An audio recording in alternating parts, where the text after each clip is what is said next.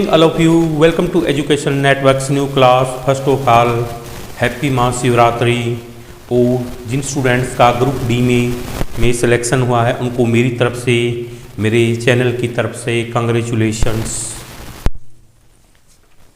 Students, you know very well, hard work is the key of success. Those person who will hard work in life, he can get success easily. कि जो person life में hard work करते हैं उनको success मिलेगी, ये आपको अच्छी तरह पता है। I have no requirement to tell, मुझे आपको बताने की ज़रूरत नहीं है, क्योंकि because you know very well, क्योंकि आप सभी अच्छी तरह से जानते हैं। तो इससे लास्ट, अब come to the point, don't waste time. तो स्टूडेंट्स, जो लास्ट वाली क्लास थी मौर्य साम्राज्य, मौर्य एम्पायर, लेसन नंबर 6, इस क्लास में लास्ट वाली क्लास में मैंने आपके साथ डिस्कस किया था भाई सिकंदर का विश्व विजय अभियान। जो झेलम और सिंधु रिवर्स थी उनके मध्यवर्ती प्रदेश का शासक कौन था? पोरस। तो पोरस स्वाभिमानी, शक्तिशाली, मातृभूमि भगत था।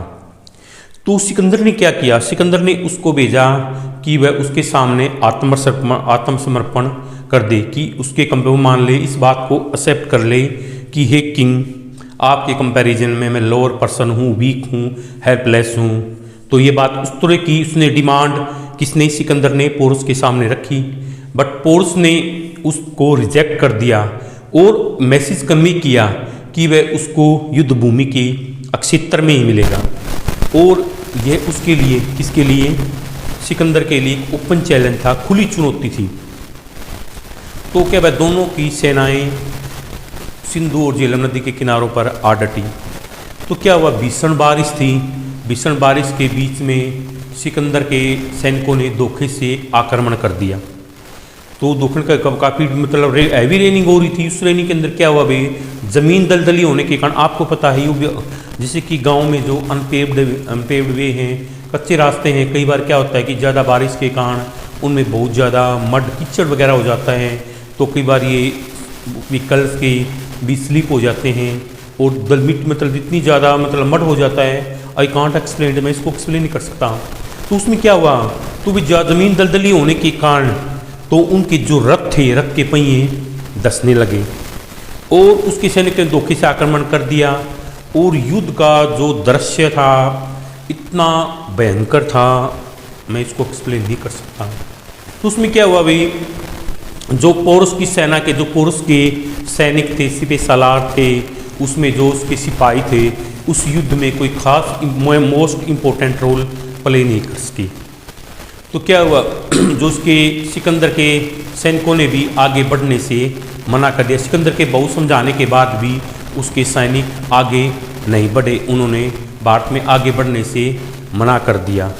और सिकंदर, इसके परिणाम स्वरूप सिकंदर जो अपना विश्व विजय अभियान का सपना लेकर 325 ईस्वी पूर्व में वापस अपने देश लौट गया। उसको पता था कि वह जो उसने ड्रीम ले रखा है वो ड्रीम कभी कंप्लीट नहीं होगा।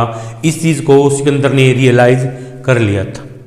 ठीक है, ये मैंने आपके साथ लास्ट वाली क्लास में डिस्कस किया था। But today the class I will discuss you Chandragupta Maurya का विजय अभियान, चंद्रगुप्त मौर्य का विजय अभियान।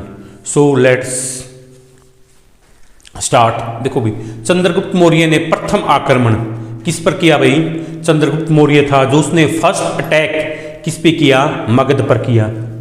मगध पर किया। जो उसका फर्स्ट अटेम्प्ट, फर्स्ट ट्राई, यानी वह प्रयास असफल रहा। फर्स्ट अटेम्प्ट में वो क्या हुआ? वो उसको सक्सेस नहीं मिली, वो असफल रहा। पहला आक्रमण चंद्रगुप्त मौर्य ने मगध पर किया, but he can not get success, वे सफलता प्राप्त नहीं कर सका, असफल रहा।